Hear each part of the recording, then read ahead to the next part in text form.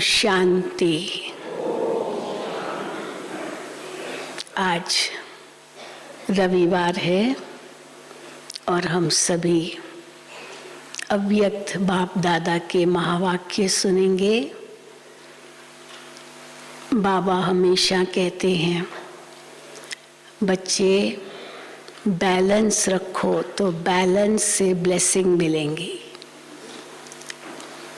और कितने प्रकार का बैलेंस बाबा सिखाते हैं, जो एक दो के ऑपोजिट है, लेकिन फिर भी अगर वो दोनों हो तो सबकी ब्लेसिंग, सबकी दुआएं, आशीर्वाद प्राप्त होंगे। तो आज बाबा ने कौन सा बैलेंस बताया होगा? जितने ही राजा बनो उतने ही बेहद के वैरागी बनो, जिसका एक शब्द है राज ऋषि। राजा भी और ऋषि भी। ऋषि माना वैरागी और राजा माना सर्व प्राप्तियों से संपन्न। तो जितना ही सर्व प्राप्तियों से संपन्न हो उतना ही बेहद का वैराग्य हो। जो एक दो के है तो विरोधी, लेकिन ये दोनों का सुंदर बैलेंस अगर जीवन में है तभी ब्लेसिंग मिल सकेगी, सबकी आशीर्वादें मिलेगी। तो राजा कैसे बनो, किसको कहते हैं राजा? और बेहद का वैरागी कैसे बनो, किसको कहते हैं बेहद का वैराग्य? वो आज बाबा ने मुरली में सुनाया है। तो दोनों तरफ है और कितना इनका आपस में संबंध है। ऐसे नहीं कि संबंध नहीं है, बहुत संबंध है राजा का और वैरागी का। ऐसे नहीं कि राजाई में रह के वैरागी नहीं बन सकते हैं, अवश्य बन सकते हैं। पर कौन सा राजा बनेंगे तब वैरागी कहलाएंगे।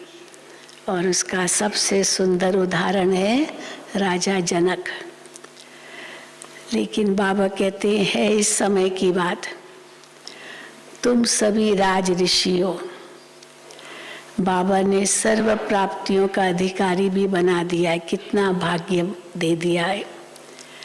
जो भविष्य बाबा कहते अभी भी है और 21 जन्म चलेगा, लेकिन उसके लिए यह बेहद का वैराग्य बहुत जरूरी है, क्योंकि त्याग में ही भाग्य समाया हुआ है।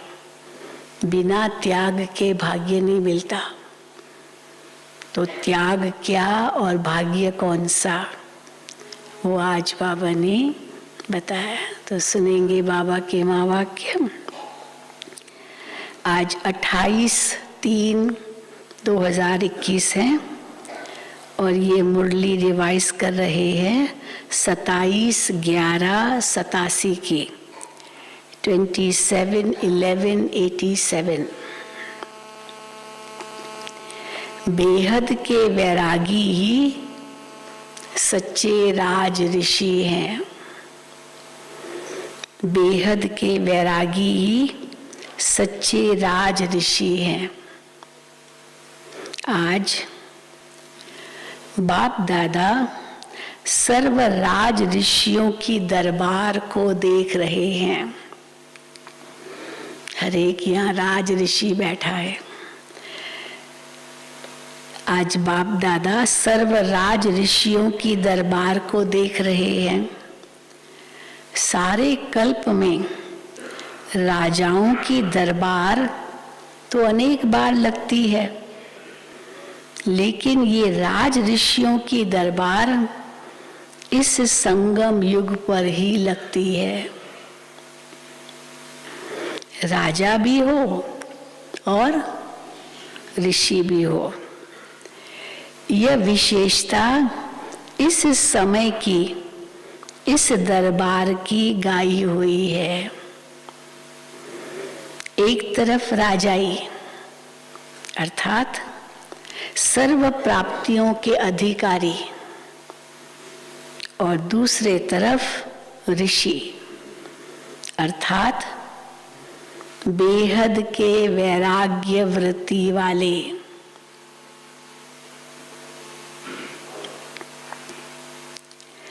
एक तरफ सर्व प्राप्ति के अधिकार का नशा और दूसरे तरफ बेहद के वैराग्य का अलौकिक नशा। बेहद के वैराग्य का भी अलौकिक नशा होता है। जितना ही श्रेष्ठ भाग्य उतना ही श्रेष्ठ त्याग। दोनों का बैलेंस। जितना ही श्रेष्ठ भाग्य उतना ही श्रेष्ठ त्याग। दोनों का बैलेंस, इसको कहते हैं राज ऋषि।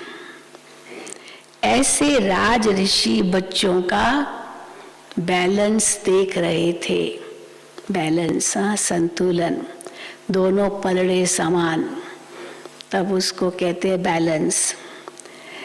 ऐसे राज ऋषि बच्चों का बैलेंस देख रहे थे। अभी अभी अधिकारीपन का नशा और अभी अभी वैराग्य वृत्ति का नशा। इस प्रैक्टिस में कहाँ तक स्थित हो सकते हो, अर्थात दोनों स्थितियों का समान अभ्यास कहाँ तक कर रहे हैं, ये चेक कर रहे थे बाबा। ये चेक कर रहे थे कि दोनों स्थितियों का बैलेंस कहाँ तक कर रहे हैं। नंबरवार अभ्यासी तो सब बच्चे हैं ही।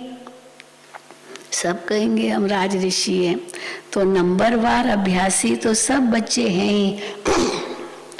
लेकिन समय प्रमाण इन दोनों अभ्यास को और भी ज्यादा से ज्यादा बढ़ाते चलो। बेहद के वैराग्य वृत्ति का अर्थ क्या है? अब डेफिनेशन सुनो बेहद के वैराग्य वृत्ति का। बेहद के वैराग्य वृत्ति का अर्थ ही है, हाँ, क्या अर्थ नहीं है और क्या अर्थ है। वैराग्य अर्थात किनारा करना नहीं। वैसे वैराग्य का अर्थ ये होता है वे किनारा कर दो, मेरे को तो वैराग्य है। तो परंतु यहाँ बाबा हमको उसके लिए नहीं कहते। वैराग्य अर्थात किनारा करना नहीं, लेकिन सर्व प्राप्ति होते हुए भी हद की आकर्षण, मन को व बुद्धि को आकर्षण में नहीं लावे। बेहद अर्थात बेहद के वैरागी। तो वैरागी का मतलब क्या हुआ कि सब कुछ होते हुए भी वो मन बुद्धि को आकर्षित न करे। बेहद अर्थात मैं संपूर्ण संपन्न आत्मा, बाप समान, सदा सर्व कर्म इंद्रियों की राज्य अधिकारी। इन सूक्ष्म शक्तियों मन बुद्धि संस्कार के भी अधिकारी। संकल्प मात्र भी अधीनता न हो, न मन के अधीन, न बुद्धि के अधीन, न संस्कार के अधीन।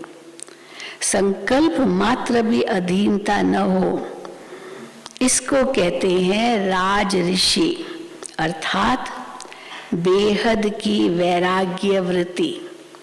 राजा भी और वैराग्य भी। ये पुरानी देह व देह की पुरानी दुनिया व व्यक्त भाव, वैभवों का भाव, इन सब आकर्षणों से सदा और सहज दूर रहने वाले। अब बाबा साइंस से भेंट करते हैं।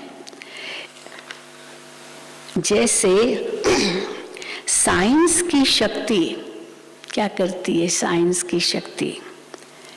धरनी की आकर्षण से परे ले जाती है ना? कितना दूर रॉकेट कैसे जाता है, कितनी फोर्स से जाता है, धरनी के आकर्षण से भी परे चला जाता है। जैसे साइंस की शक्ति धरनी की आकर्षण से परे कर लेती है, ऐसे साइलेंस की शक्ति इन सब हद की आकर्षणों से दूर ले जाती है। तो साइंस की शक्ति प्रकृति का जो आकर्षण है, गुरुत्वाकर्षण, उससे परे ले जाती है, और साइलेंस की शक्ति सब हद के आकर्षणों से दूर ले जाती है। इसको कहते हैं संपूर्ण संपन्न बाप समान स्थिति। तो ऐसी स्थिति के अभ्यासी बने हो। स्थूल कर्म इंद्रियां, ये तो बहुत मोटी बात है। हाथ मेरे कंट्रोल में, मैं नहीं चाहूं तो नहीं चलाऊं, ऐसे ही रखूं। पैर मेरे कंट्रोल में, आंखें मेरे कंट्रोल में, मुख कान सब मेरे कंट्रोल में है, वो तो मोटी बात है। स्थूल कर्म इंद्रियां, ये तो बहुत मोटी बात है। कर्म इंद्रिय जीत बनना ये फिर भी सहज है। ये जो स्थूल कर्म इंद्रियां, इन पर कंट्रोल करना फिर भी सहज है। लेकिन मन बुद्धि संस्कार, इन सूक्ष्म शक्तियों पर विजयी बनना, ये सूक्ष्म अभ्यास है। ये क्या है? ये सूक्ष्म अभ्यास है। जिस समय, अब क्या इसको बाबा विस्तार कर रहे हैं, जिस समय जो संकल्प, जो संस्कार इमर्ज करना चाहो, वही संकल्प, वही संस्कार सहज अपना सके, इसको कहते हैं सूक्ष्म शक्तियों पर विजय, अर्थात राज ऋषि स्थिति। जैसे स्थूल कर्म इंद्रियों को ऑर्डर करते हो कि ये करो, ये न करो। हाथ तुमको नहीं हिलना है, अच्छा ठीक है, हाथ नहीं हिलेगा। पैर तुमको नहीं हिलना है, अच्छा स्थिर हो जाएगा। तो बाबा कहते हैं जैसे स्थूल कर्म इंद्रियों को ऑर्डर करते हो कि ये करो, ये न करो। हाथ नीचे करो, ऊपर करो तो ऊपर हो जाता है, नीचे करो तो नीचे हो जाता है। ऐसे संकल्प और संस्कार और निर्णय शक्ति बुद्धि, मन बुद्धि संस्कार, तो संकल्प मन, बुद्धि निर्णय शक्ति और संस्कार। तो ऐसे संकल्प और संस्कार और निर्णय शक्ति बुद्धि ऐसे ही ऑर्डर पर चले। आत्मा अर्थात राजा मन को अर्थात संकल्प शक्ति को ऑर्डर करे। आत्मा राजा इस मन रूपी संकल्प शक्ति को ऑर्डर करे कि अभी अभी एकाग्रचित हो जाओ, एक संकल्प में स्थित हो जाओ। तो राजा का ऑर्डर उसी घड़ी उसी प्रकार से मानना, ये राज्य अधिकारी की निशानी है। ऐसे नहीं कि 3-4 मिनट के अभ्यास बाद मन माने। जो मन को ऑर्डर किया वो 3-4 मिनट ले ले ऑर्डर मानने के लिए, या एकाग्रता की बजाय हलचल के बाद एकाग्र बने। अगर ऐसे है तो इसको क्या कहेंगे? उसी वक्त नहीं माना ऑर्डर, थोड़ी देर के बाद माना, तो इसको क्या कहेंगे? अधिकारी कहेंगे। तो ऐसी चेकिंग करो, क्योंकि पहले से ही सुनाया है कि अंतिम समय की अंतिम रिजल्ट, अंतिम समय की अंतिम रिजल्ट का समय 1 सेकंड का क्वेश्चन एक ही होगा। वो ऑब्जेक्टिव क्वेश्चन होता है, ऑब्जेक्टिव क्वेश्चन होता है ना परीक्षा में, हाँ या ना जवाब दो। हाँ लिखो या ना लिखो, हाँ कहाँ टिक मार्क करना है, ये ऑब्जेक्टिव क्वेश्चंस होते हैं, सहज होते हैं बहुत। लेकिन ये हमारा भी अंतिम पेपर का अंतिम क्वेश्चन, वो भी 1 सेकंड का ही होगा, क्योंकि 1 सेकंड लगता है क्रॉस करो या टिक मार्क हाँ करो। तो बाबा कहते हैं तो ऐसी चेकिंग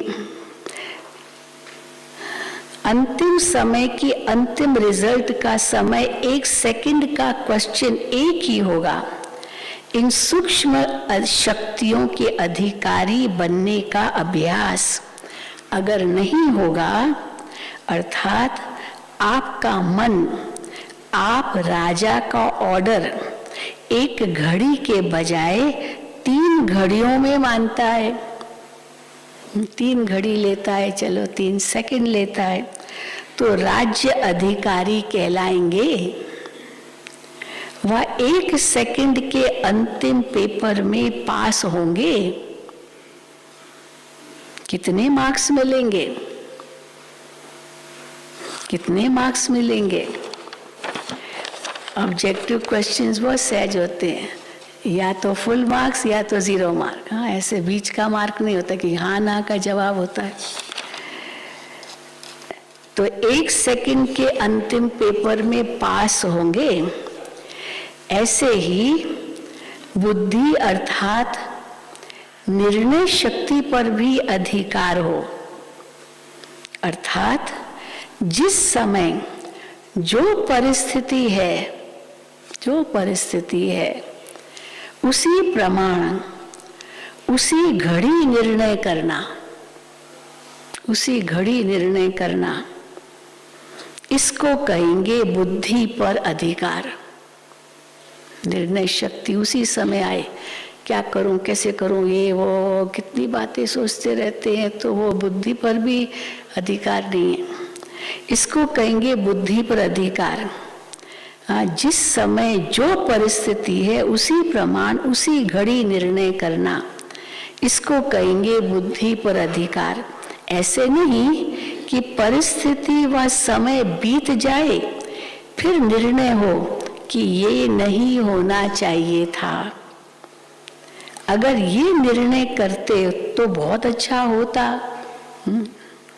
उस समय गलत निर्णय कर लिया, फिर सोचते ये नहीं करना चाहिए था, ये करना चाहिए था। तो समय पर और यथार्थ निर्णय होना ये निशानी है राज्य अधिकारी आत्मा की। समय पर भी हो और सही निर्णय भी हो, समय पर भी हो, ये निशानी है राज्य अधिकारी आत्मा की। तो चेक करो कि सारे दिन में राज्य अधिकारी अर्थात इन सूक्ष्म शक्तियों को भी ऑर्डर में चलाने वाले कहाँ तक रहे। रोज अपने कर्मचारियों की दरबार लगाओ। बाबा का मिसाल है ना, ज्ञान मिलने से पहले, शिव बाबा की प्रविष्टा से पहले 1935 की बाबा की डायरियाँ, जिसमें बाबा दरबार लगाते थे अपने कर्म इंद्रियों की या मन बुद्धि संस्कार की भी।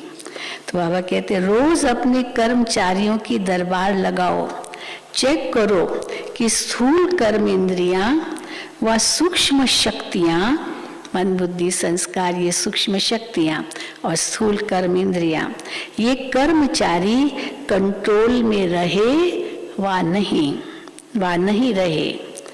अभी से राज्य अधिकारी बनने के संस्कार अनेक जन्म राज्य अधिकारी बनाएंगे। अभी से राज्य अधिकारी बनने के संस्कार अनेक जन्म राज्य अधिकारी बनाएंगे। समझा? इसी प्रकार संस्कार कहाँ धोखा तो नहीं देते हैं।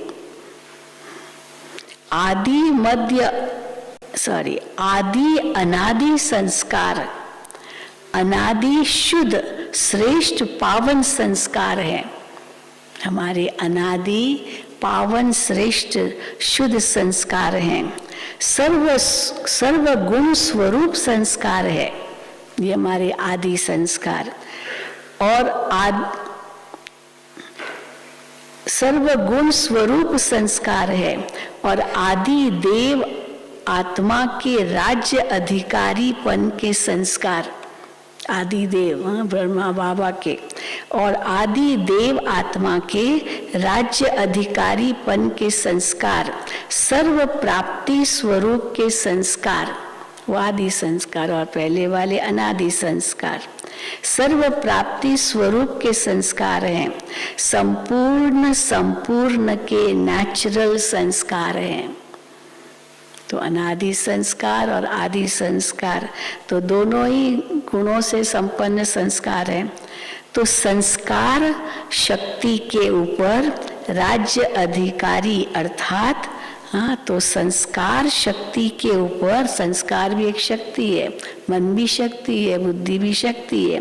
तो संस्कार शक्ति के ऊपर राज्य अधिकारी अर्थात सदा अनादि आदि संस्कार इमर्ज हो, नेचुरल संस्कार हो, ऐसे नहीं इमर्ज हुआ फिर मर्ज हो गया, नेचुरल हो, वही स्वाभाविक हो। मध्य अर्थात द्वापुर से प्रवेश होने वाले संस्कार अपनी तरफ आकर्षित नहीं करे, संस्कारों के वश मजबूर न बने। कई बार होता है ना, संस्कारों के वश मजबूर हो जाते, क्या करूं बहन जी, क्या करूं, ये मेरे पुराने संस्कार, उसी को पुराना समझते हैं। बाबा कहते पुराने तो वो नहीं है, वो तो मध्यकाल के संस्कार है, अनादि आदि संस्कार तो आपके बहुत श्रेष्ठ हैं। तो बाबा कहते हैं संस्कारों के वश मजबूर न बने, जैसे कहते हो ना कि मेरे पुराने संस्कार हैं, वास्तव में अनादि और आदि संस्कार ही पुराने संस्कार हैं। ये तो मध्य द्वापुर से आए हुए संस्कार हैं। तो पुराने संस्कार आदि के हुए व मध्य के हुए। कोई भी हद की आकर्षण के संस्कार अगर आकर्षित करते हैं तो संस्कारों पर राज्य अधिकारी कहेंगे, वो मध्य के संस्कार है। कोई भी चीज किसी भी बात पर आकर्षित होना, ये मध्य के संस्कार है। तो बाबा कहते हैं तो वो संस्कार पर राज्य अधिकारी कहेंगे अगर आकर्षित करते हैं। वो राज्य के अंदर एक शक्ति व एक कर्मचारी कर्म इंद्री भी अगर ऑर्डर पर नहीं है तो उसको संपूर्ण राज्य अधिकारी कहेंगे। आप सब बच्चे चैलेंज करते हो, क्या चैलेंज करते हो कि हम एक राज्य, एक धर्म, एक मत स्थापन करने वाले हैं। ये चैलेंज, चुनौती देते हैं हम दुनिया को। ये चैलेंज सभी ब्रह्मा कुमार और ब्रह्मा कुमारियां करते हो ना, तो वो कब स्थापन होगा? एक धर्म, एक राज्य, एक मत, एक सब एक, वो कब स्थापन होगा? क्या भविष्य में स्थापन होगा? स्थापना के निमित्त कौन है? ब्रह्मा है व विष्णु है। भविष्य में स्थापन होना माना विष्णु, पर विष्णु तो पालनहार है, वो स्थापना करने वाला तो नहीं है। तो स्थापना करने वाला तो ब्रह्मा है। तो बाबा कहते हैं ब्रह्मा है या विष्णु है? ब्रह्मा द्वारा ही स्थापना होती है ना। तो जब ब्रह्मा है तो ब्राह्मण भी साथ ही है। ब्रह्मा द्वारा अर्थात ब्राह्मणों द्वारा स्थापना वो कब होगी? संगम पर व सतयुग में।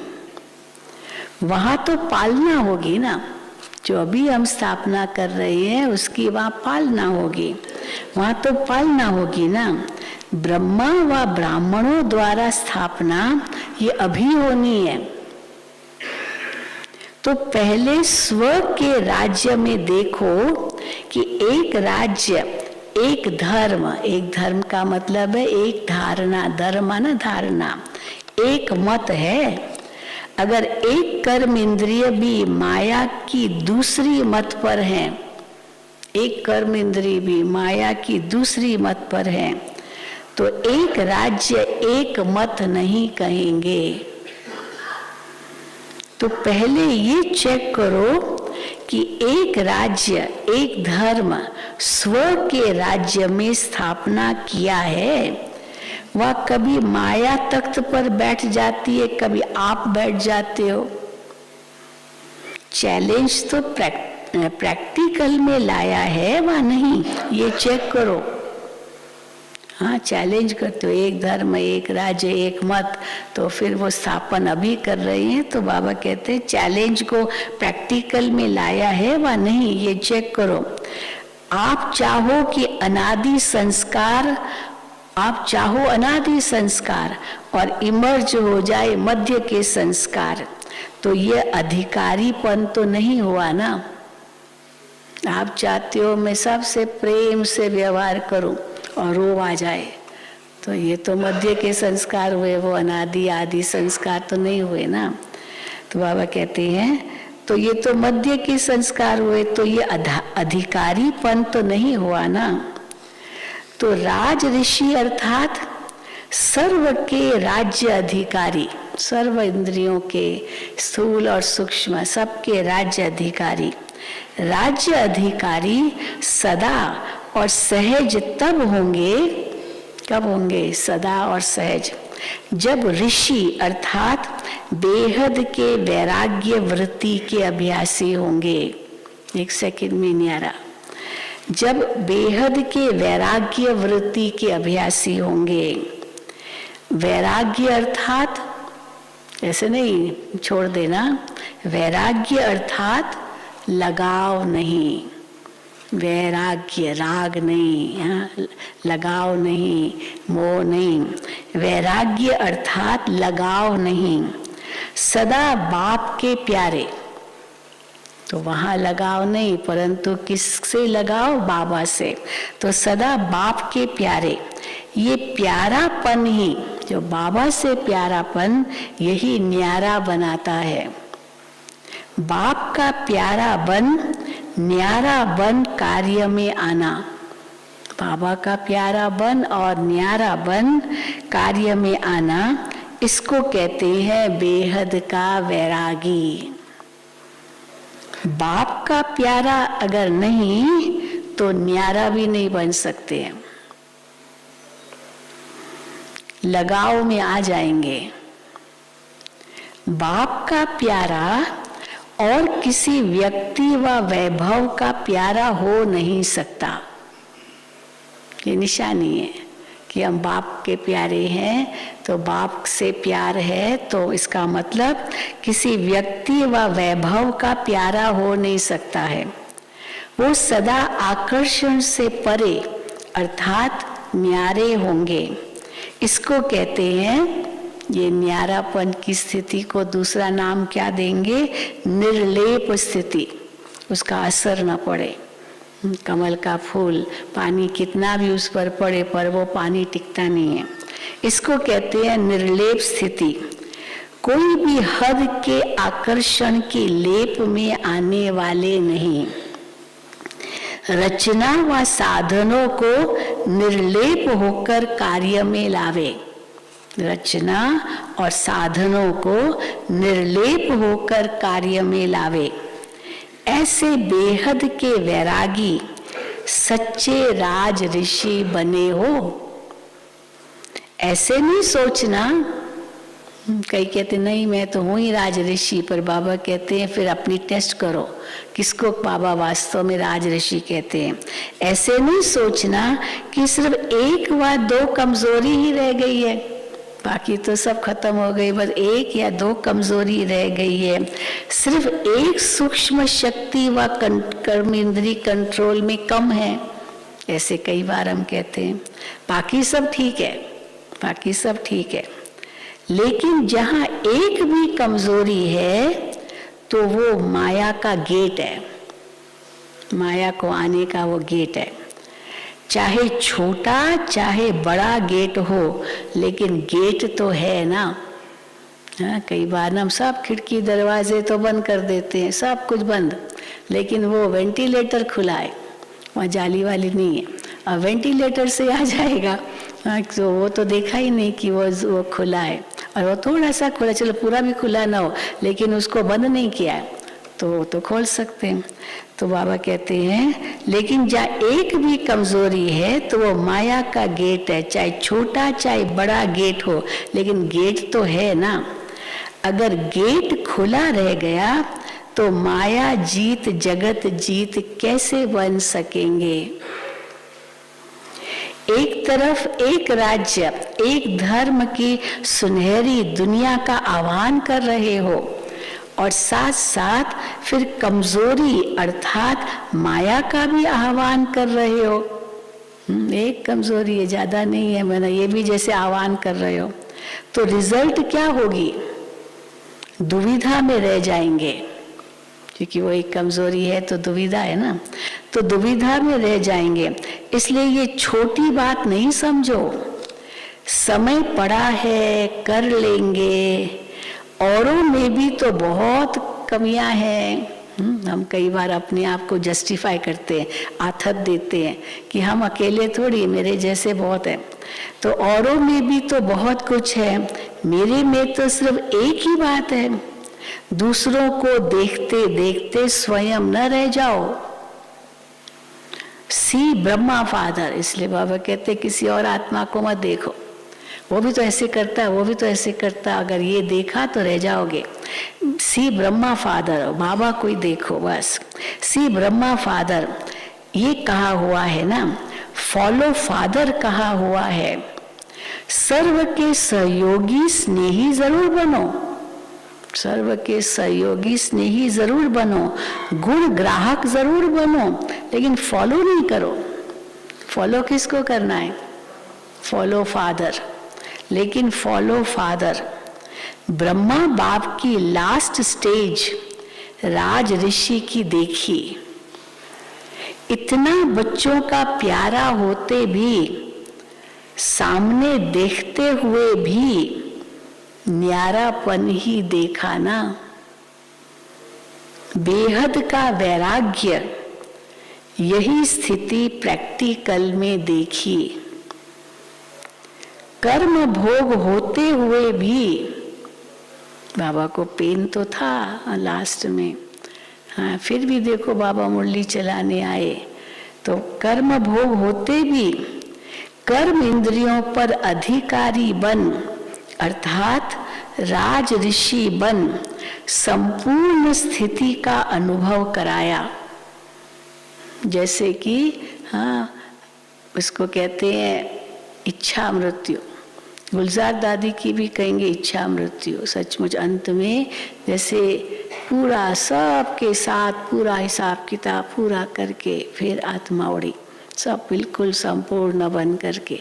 ब्रह्मा बाबा भी ऐसे ही। तो बाबा कहते हैं अर्थात राज ऋषि बन संपूर्ण स्थिति का अनुभव कराया, इसलिए कहते हैं फॉलो फादर। तो अपने राज्य अधिकारियों, राज्य कारोबारियों को सदा देखना है। कोई भी राज्य कारोबारी कहाँ धोखा न दे, समझा? अच्छा, तो उस समय बहुत जगह से भाई बहनें आ गए होंगे, कई जोन से आ गए बाबा के बच्चे। तो बाबा उनको देख कर कह रहे हैं आज भिन्न भिन्न स्थानों से एक स्थान पर पहुंच गए हैं। इसी को ही नदी सागर का मेला कहा जाता है। अनेक नदियां सागर से मिल रही है। मेले में क्या होता है? मेला माना मेले में एक तो मिलन होता है और दूसरा माल मिलता है। बहुत कुछ खरीदारी भी करते हैं ना मेलों में। मेले में मिलन भी होता है और माल भी मिलता है, इसलिए सभी मेले में पहुंच गए हैं। नए बच्चों की सीजन का ये लास्ट ग्रुप है। पुरानों को भी नयों के साथ चांस मिल गया है। प्रकृति भी अभी तक प्यार से सहयोग दे रही है।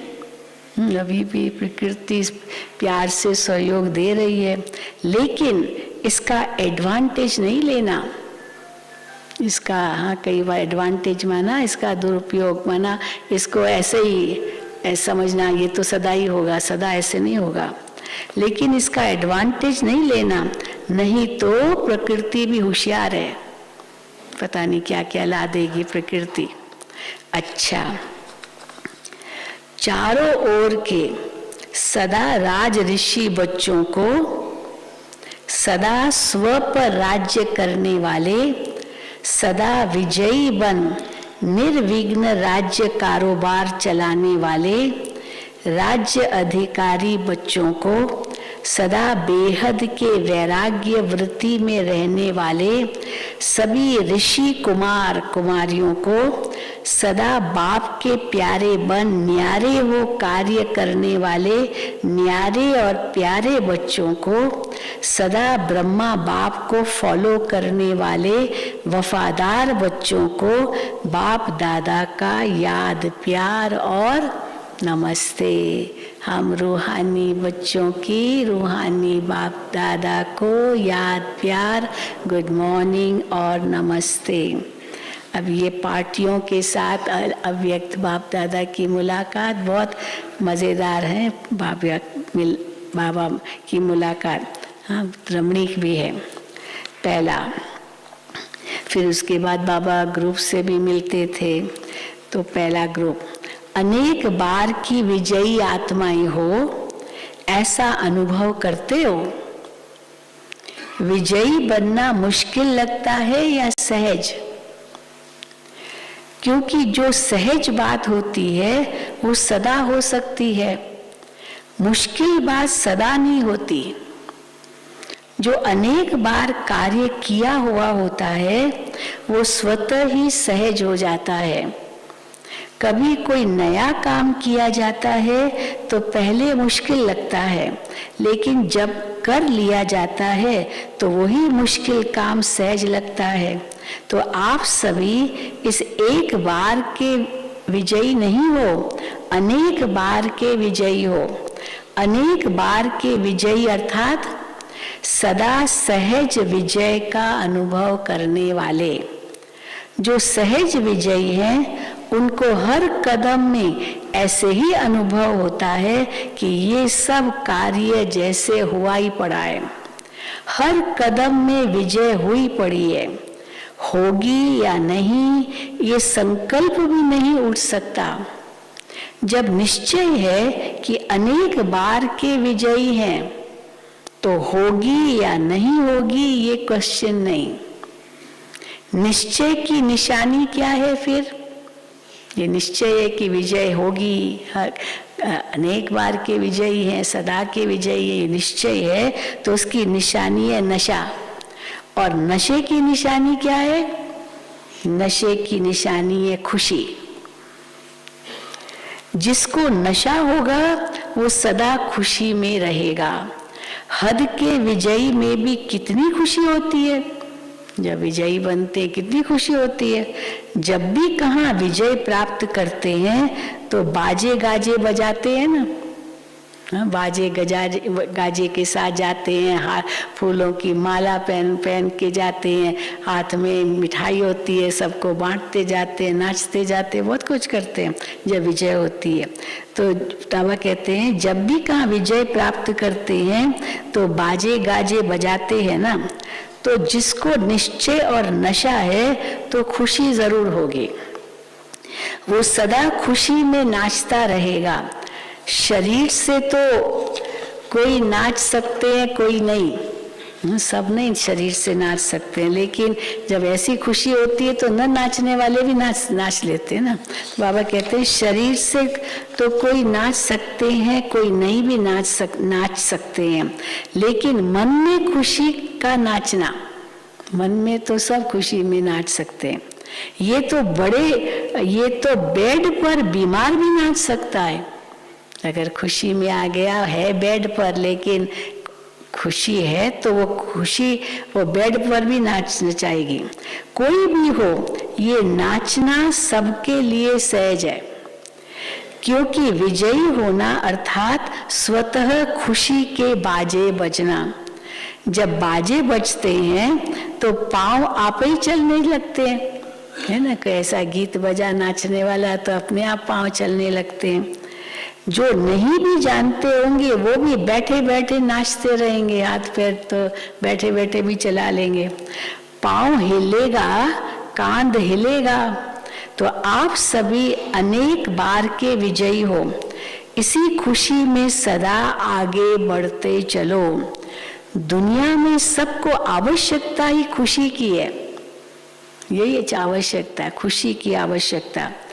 चाहे सब प्राप्तियां हो, सब प्राप्तियां हो उसको, लेकिन खुशी की प्राप्ति नहीं है। दुनिया में सचमुच न खुशी की प्राप्ति है न प्यार की प्राप्ति है। सच्चा प्यार क्या होता है ये नहीं अनुभव है, इसलिए नकली प्यार, झूठा प्यार, हाँ स्वार्थी प्यार ये तो है, लेकिन वो पहचान जाते हैं ये गलत, ये प्यार सच्चा नहीं है। दुनिया में सबको आवश्यकता है ही खुशी की, चाहे सब प्राप्तियां हो, लेकिन खुशी की प्राप्ति नहीं है। तो जो अविनाशी खुशी की आवश्यकता दुनिया को है, वो खुशी सदा बांटते रहो।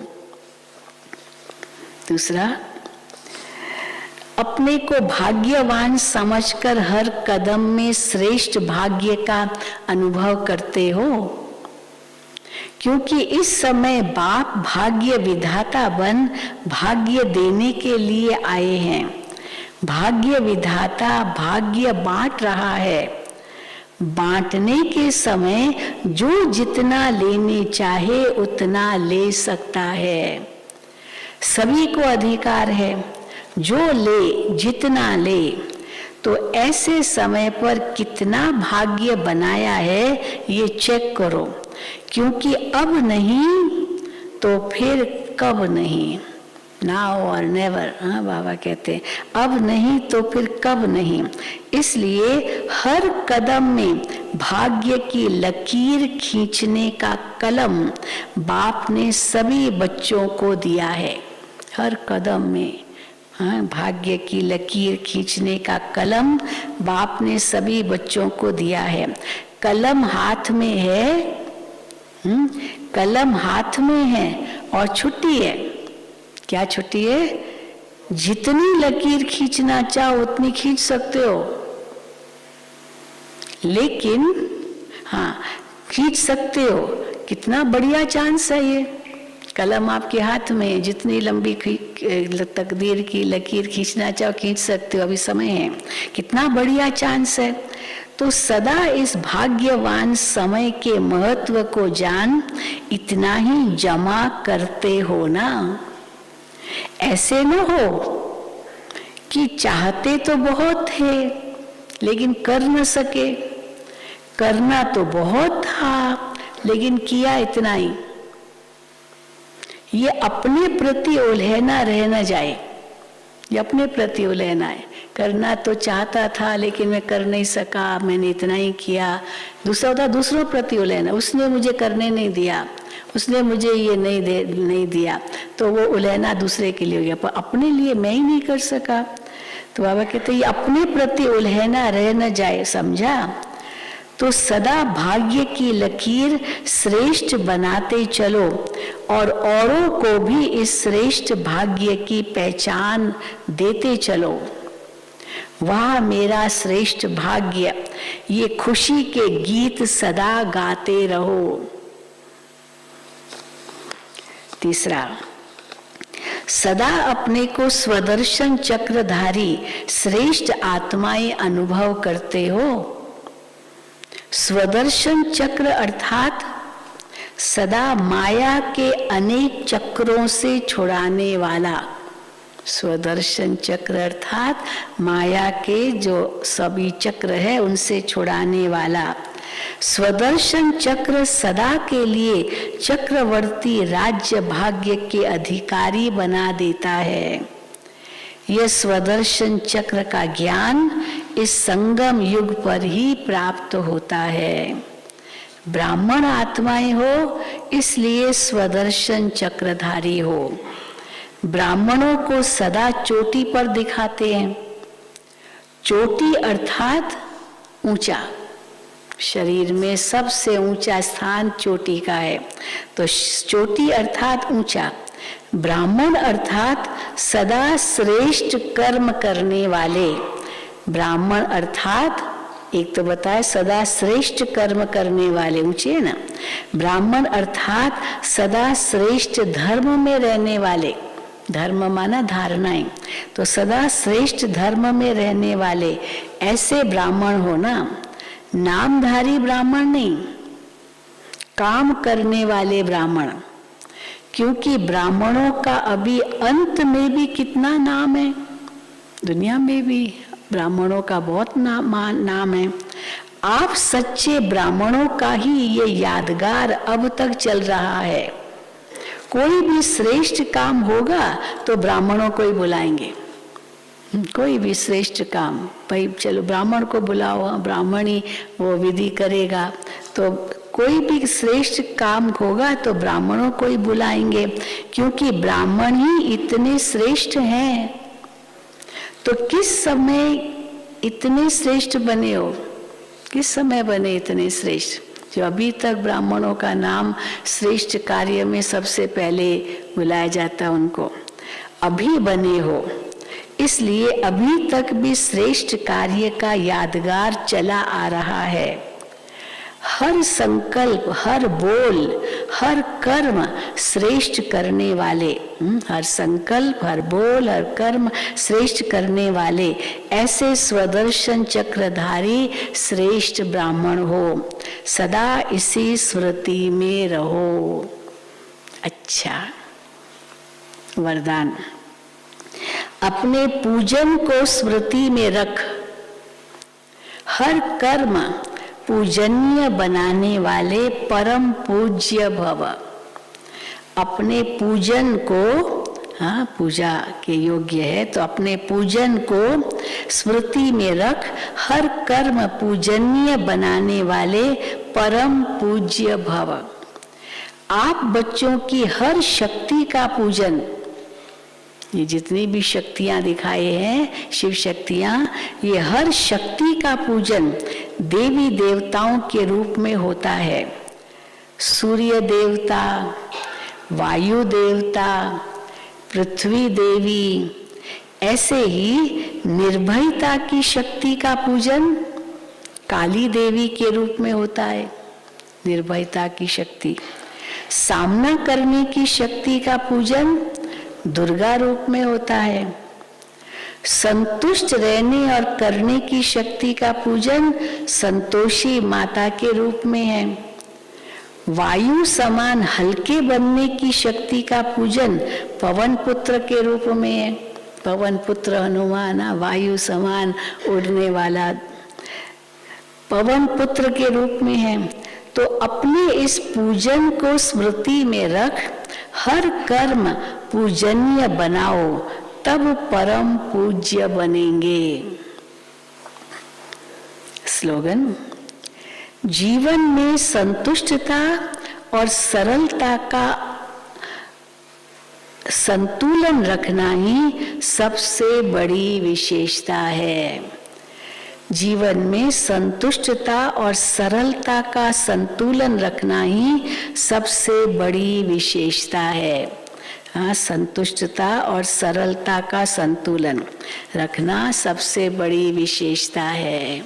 अच्छा, ओम शांति, ओम शांति, ओम शांति।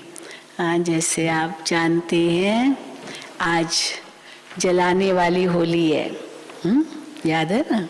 28 तारीख है जलाने वाली होली और कल मनाने वाली होली। लेकिन हम बच्चे क्या करेंगे? तो आप सबको पहले 2 बातें विशेष सुनानी है, सभी सुन के जाएंगे। सभी पांडव भवन के ट्रायल वाले भाई और सेवाधारी भाई बहने ध्यान दें, सभी ट्रायल वाले भाई और सेवाधारी भाई बहने पांडव भवन के और आबू निवासी बीके भाई बहने आज दिन में 10:30 बजे मेडिटेशन हॉल में बैठेंगे फिर से सुना रही हूँ। कौन? पांडव भवन के ट्रायल वाले भाई और सेवाधारी भाई बहने और आबू निवासी बीके भाई बहने आज दिन में 10:30 बजे मेडिटेशन हॉल में बैठेंगे, जहाँ पर दादी जानकी जी के स्मृति दिवस के निमित्त जयंती बहन याद सौगात आपको देने आएगी, इसलिए ध्यान देंगे, ये ज़रूरी है। और दूसरा, आप जानते हैं होली है, लेकिन हमें न जलाना है न मनाना है। हम सब, हमारा तो योगी है, तो हम कहेंगे जलाना क्या है, पुराने संस्कार जलाने हैं, है ना, वही जलाने हैं, बाकी कोई लकड़ी या लव जव तिल घी की तो बात ही नहीं है।